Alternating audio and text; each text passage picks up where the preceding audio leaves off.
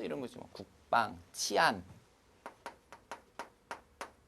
네, 이런 것들이 바로 이 공공재에 들어가게 됩니다. 그래서 우리가 지금 이거를 이렇게 사적재, 공유재, 요금재, 공공재를 하는 이유는 행정이 담당해야 될 게 공공재를 공급하는 거라서 그런 건데요. 근데 시험재는 이 요금재나 공유재도 꽤 많이 나옵니다, 여러분. 사적재는 거의 안 나오는데 이 공유재, 요금재 같은 경우에는 출제가 되니까 여러분들이 이 네 가지를 명확하게 잘 구별을 해 두셔야 될 것 같아요. 되셨죠? 그 우리 옆 페이지에 나와 있는 재화의 구분 한번 읽고 가볼게요.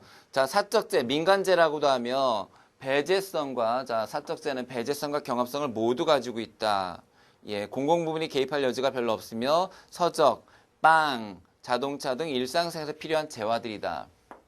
두 번째, 요금제. 자, 요금제는 뭐와 배제성은 있으나 경합성이 없는 걸 말하고 시장에서 공급될 수는 있으나 자연적 독점이 많은 재화. 줄 쳐놓으세요. 자연적 독점이 많은 재화입니다. 자연적 독점이 많은 재화. 공동으로 사용하지만 배제가 가능한 것이다. 그래서 이제 그런 것들이 통신, 전기, 가스, 상하수도 등이 있다라고 되어 있는데 시험제 출제된 적이 있어요. 그러니까 케이블 TV나 인강 같은 거 말고 전기나 가스 같은 것들도 돈을 내지 않아도 사용하는 거로 봅니다. 이게 사실은 좀 문제가 있죠. 원래는 얘네들은 돈을 내지 않으면은 그러니까 맞죠. 죄송합니다. 돈을 내지 않으면 사용할 수 없죠. 근데 이제 제가 얘기하는 건 뭐냐면 경합성이 있어요, 사실은. 경합성이 있습니다. 전기라는 게 양이 제한이 돼 있거든요. 그래서 내가 쓰면은 남이 써야 될 양 줄어들고 가스도 내가 쓰면 남이 써야 될 양이 줄어드는데요. 그런데 일단 이건 경제학이 아니니까 우리가 이런 거를 이 전기나 가스 같은 걸 요금제에다 지금 집어넣어서 분류를 합니다. 실제 시험에서도. 그래서 어쩔 수 없어요. 여러분들도 그렇게 공부하셔야 돼. 이게 경제학이 아니기 때문에 전기나 가스 같은 경우에는 비경합성이다. 경합성이 없다라고 공부를 하시는 수밖에 없어요. 예, 요걸 그렇게 보셔야 됩니다. 그래서 자연적 독점이 많은 재화다라는 거죠. 그것도 기억하세요.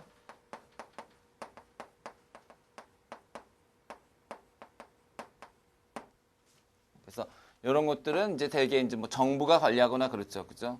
예, 뭐 한국전력, 가스공사 이런 데서 이제 주로 담당하게 되는 겁니다. 근데 이 가스공사 뭐 지금 전기도 사실 엄밀하게 얘기하면은 한국전력공사라는 게 민영화돼 가지고 뭐 남부전력, 북부전력 이런 식으로 다 실제로는 민영화가 작업이 돼 있고요. 그다음에 가스도 지금 가스 업체가 민간 업체가 담당하고 있는 데들이 꽤 있어요. 많아요. 그래서 뭐 가스를 공급하고 뭐 이러는 거를 뭐 삼천리가 담당하기도 하고 주식회사 한진이 담당하기도 하거든요. 예, 그런 것들입니다. 그래서 민간 기업도 이 요금제를 담당하기도 합니다. 그죠? 가스 같은 경우에 됐죠. 자, 그다음에 공유제는 소비는 경합적이지만 특정인의 배제가 불가능한 재화로서 자연의 재화를 통해서 존재하는 자원으로서 강, 목초지, 맑은 물, 맑은 공기 등등등이 있다라고 그랬고요. 예.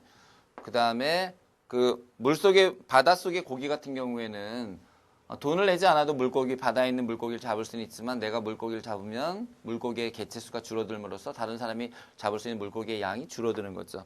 그 다음에 공공재라는 것은 마지막 공공재는 비배제, 비경합 정말 중요하고 그러니까 공공재 나올 때는 항상 경합성도 없고 배제성도 없다 나오고요. 예, 전형적인 것으로서 국방, 경찰, 외교, 사법 등이 여기에 해당된다라는 거죠. 그죠? 자, 나라를 지키는데 여러분들을 아무도 차별하지 않잖아요. 그냥 전체적으로, 그러니까 우리나라를 지키면 우리 모두가 그 서비스를 받는 거 아닙니까? 돈 내고 받는 거 아니고요. 선생님 세금 냈어요. 여러분 세금이라는 게 국방의 대가라고 볼 수는 없죠. 그래서 돈을 내지 않고 사용하고 있고요. 그 다음에 이 소비가 다른 사람의 소비를 줄이지 않습니다. 여러분 가로등 같은 것도 마찬가지예요. 가로등도 공공재예요. 자, 정부가 설치한 가로등은요. 세금을 낸 사람이 지나가고 내지 않은 사람이 지나가고 모두 환하게 켜져 있죠. 그리고 내가 가로등 밑을 지나간다 해서 다른 사람이 가로등 밑을 못 지나가는 게 아니죠. 그런 것들도 바로 공공재가 되겠습니다. 되셨죠? 예. 그 중에서 진짜 하나 봐둬야 될 게 뭐냐면, 이제, 요 사적재예요, 사적재. 사적재 잠깐 더 설명해 드릴게요. 이 사적재에서요, 우리가 어떤 게 있냐면, 가치재라는 게 있어요. 가치재. 이 가치재라는 게, 이게, 사적재의 일종인데요.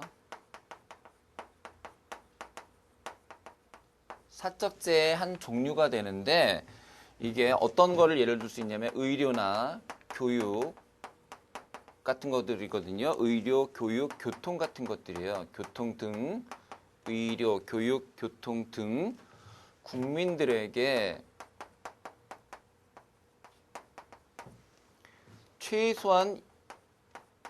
최소한의 양이 제공되어야 하는 거예요.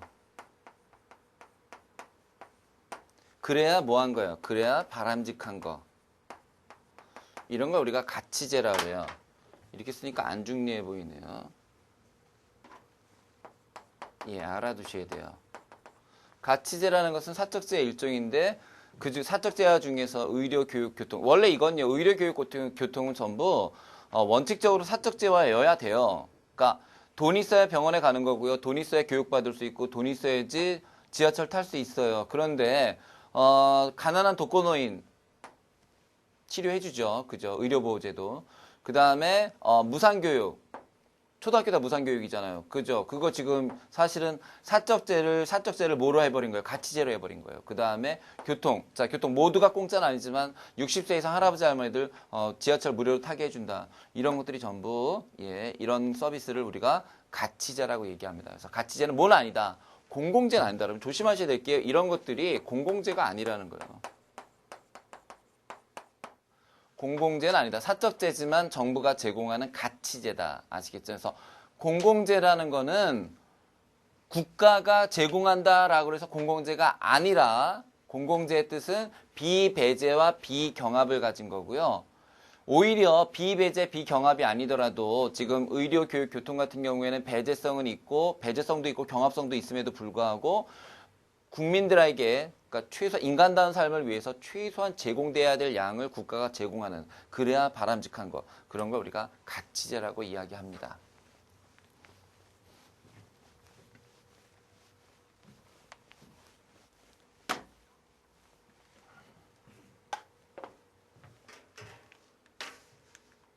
아이고.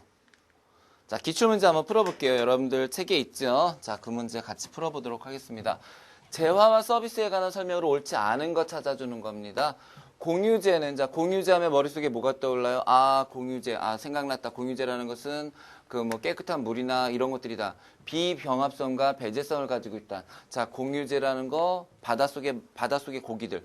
바닷속의 고기, 맑은 물, 이런 것들은 배제성은 없지만 내가 사용함으로써 다른 사람의 소비에 영향을 준다. 따라서 경합성이 있는 거고 뭐가 없는 거? 배제성이 없는 거죠, 여러분. 공유제를 시장에 방치할 경우 과잉 소비되어 고갈될 위험성이 있다. 요걸 우리가 뭐라고 얘기하면요. 공유자원의 비극이라고 그래요.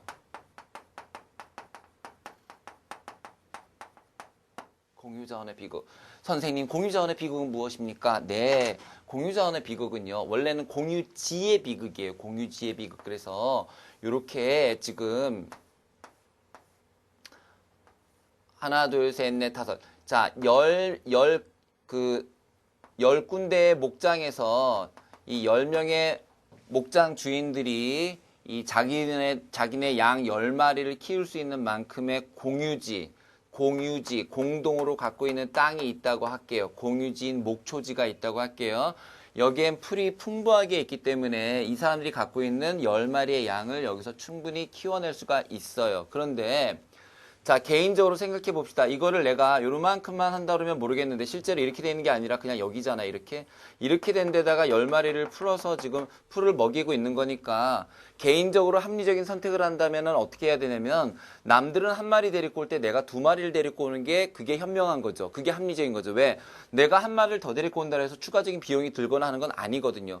따라서 개인적으로 합리적인 선택이라 그러면 나는 양을 2마리를 데리고 와야 돼요. 그런데 자, 뭐가 없어요? 배제성이 없으니까요. 그죠?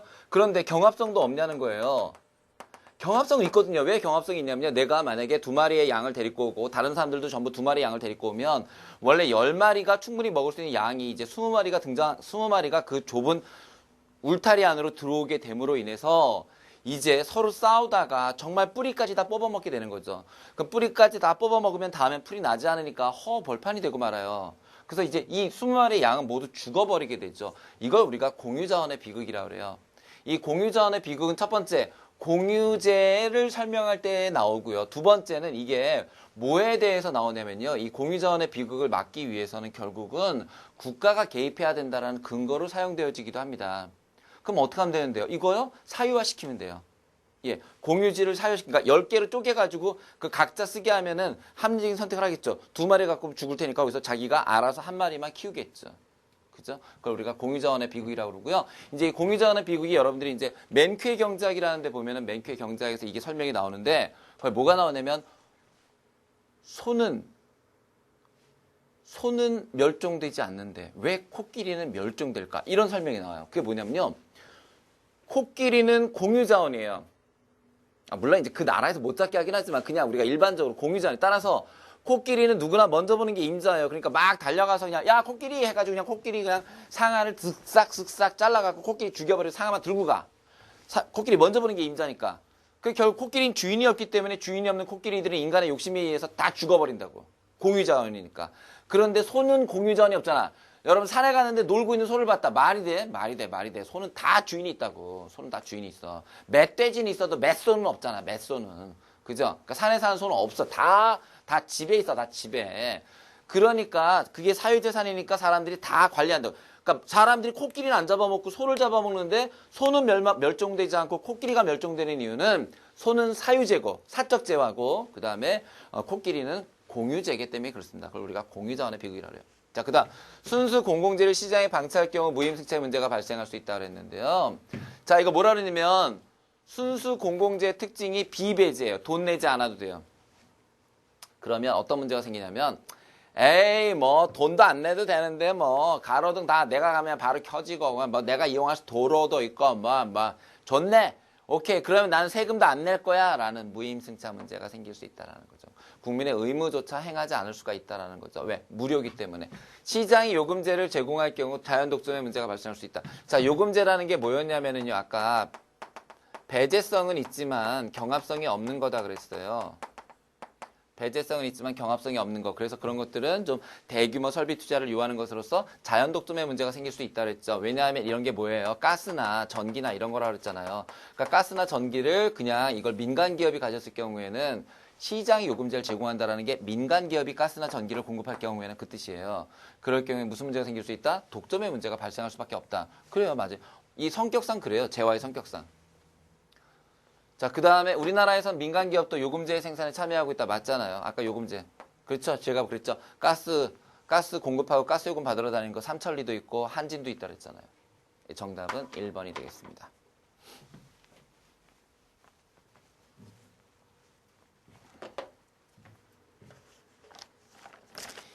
예, 거기까지 했고요. 다음으로 넘어가 봅시다. 자, 행정의 공공재적 특성 볼게요.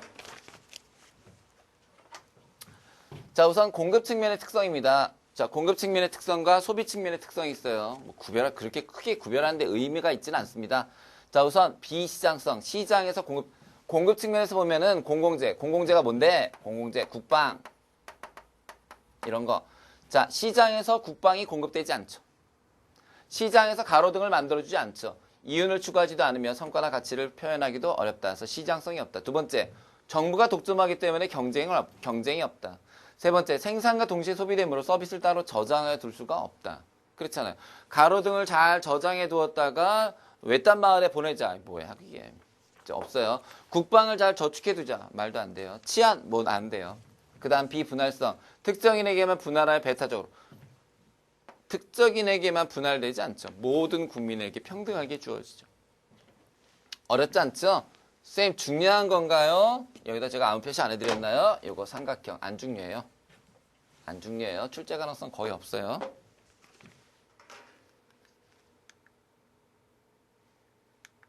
소비 측면 갈게요.